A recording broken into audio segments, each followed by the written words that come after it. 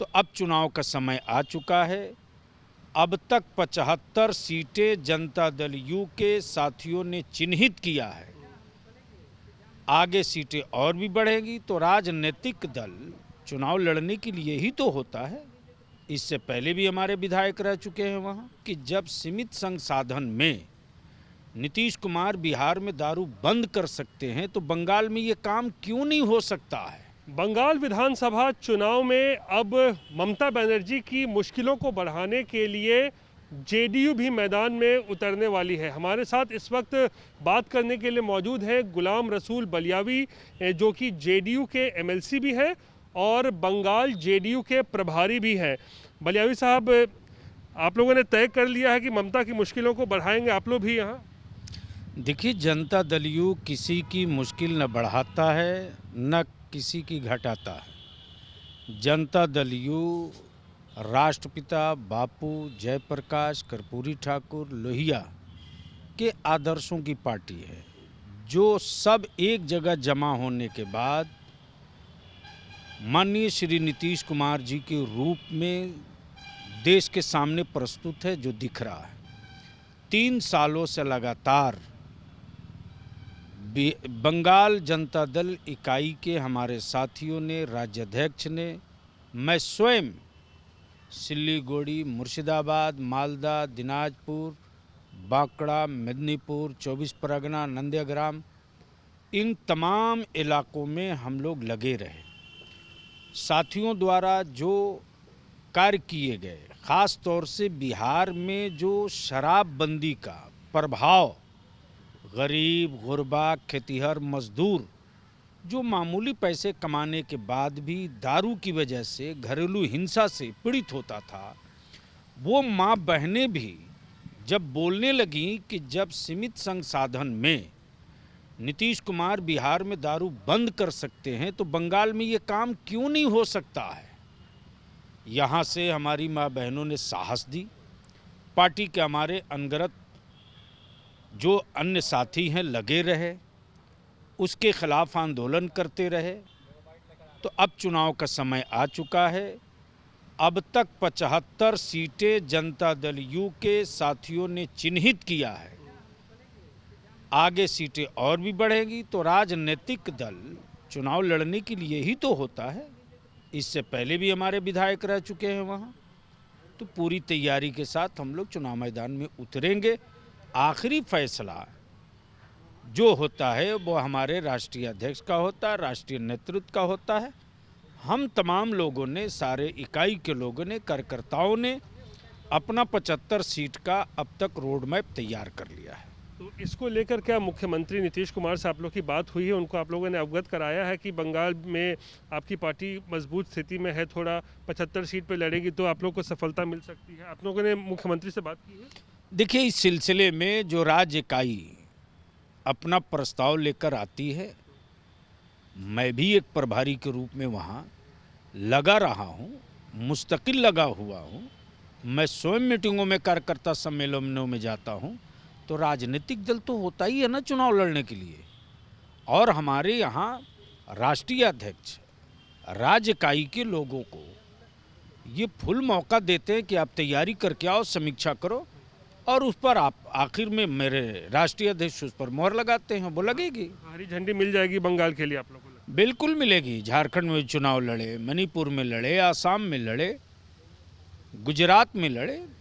Janata Dal you तो वो party है जिसने देश में कई प्रधानमंत्री और कई राज्यों का मुख्यमंत्री दिया है।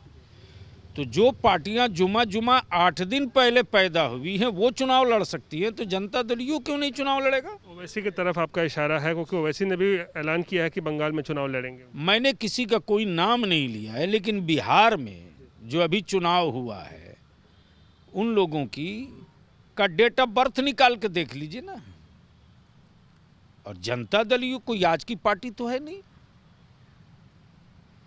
तो जिस पार्टी ने देश को कई प्रधानमंत्री, कई राज्यों का मुख्यमंत्री दिया हो, वो पार्टी अगर चुनाव नहीं लड़ेगी तो राजनीतिक दल के हमारे कार्यकर्ता और हमारी पार्टी का विस्तार कैसे होगा?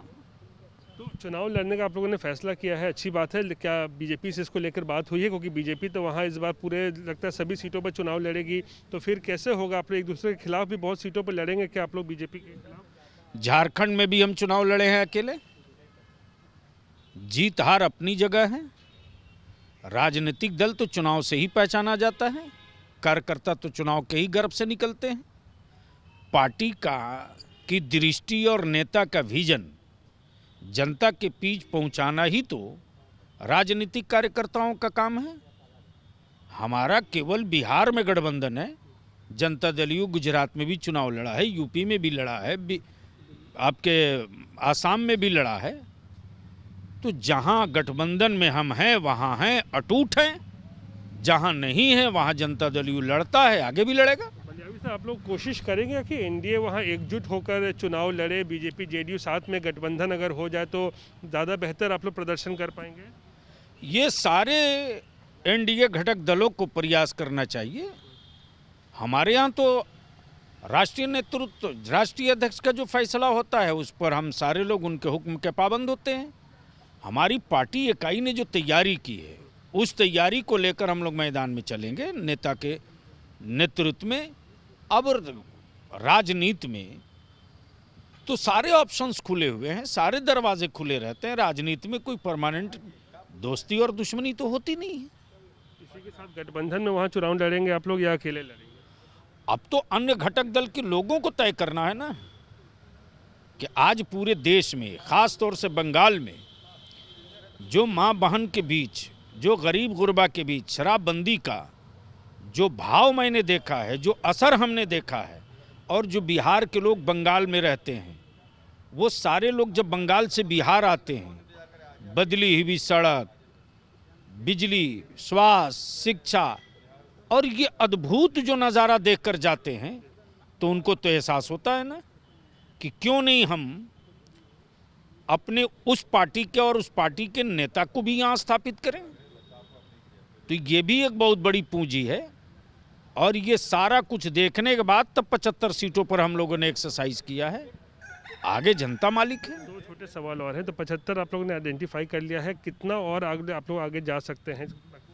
अभी तो ये फर्स्ट फेज के हमारे राज्य इकाई के साथियों ने किया है, और भी आगे बढ़ेगा। अभी तो ये नहीं कह सकते हैं, लेकिन जो हम तमाम साथियों ने, जो राज्य इकाई के लोगों ने, हमारे वहाँ के ज़िला के अध्यक्षों ने, प्रखंड पंचायत के अध्यक्षों ने जो मिल बैठकर तय किया है, तो उस हिसाब से अभी तक हम लोग 75 हैं। आगे ज़रूरत पड़ेगी बढ़ेंगे, लेकिन लड़ेंगे। एक आखिरी सवाल, मुसलमानों की क्या हालात को आप वहाँ पर देखते हैं? ममता बनर्जी ये दावा करती हैं कि उनकी हालत जो वहाँ बेहतर हुई है ममता सरकार में। आप किस तरीके से मुसलमानों को वहाँ पर देखते हैं, उनके हालात कैसे हैं? उनको चाहिए कि कम से कम वो रिजल्ट पब्लिश कर दें कि कितने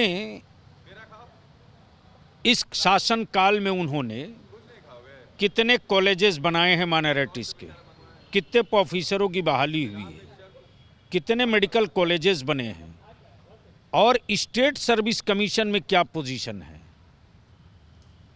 तो ये वो सारी चीज़ें, जिस तरह हमारे नेता नीतीश कुमार जी अपना रिपोर्ट कार्ड जारी करते हैं, हम सारे लोग सीना ठोक कर बोलते हैं, सभी धर्म, सभी वर्ग, सभी समुदाय, सभी क्षेत्र का विकास नीतीश कुमार ने किया है। और सभी वर्ग, सभी धर्म के लोग कहते हैं कि हाँ भाई, सरकार के खजाने की धनराशि, योजना चाहे जो हो, माध्यम चाहे जैसा हो, लेकिन सरकार के खजाने से पैसे गांव तक गए, घर तक गए।